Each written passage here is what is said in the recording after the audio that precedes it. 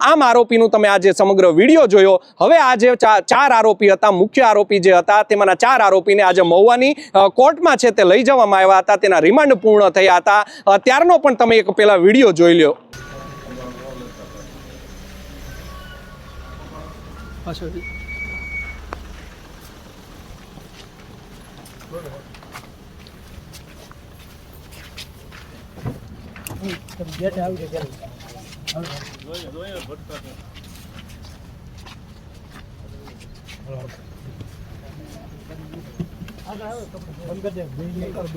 હરકો બેહી જા ભાઈ, હરકો બેહી જા।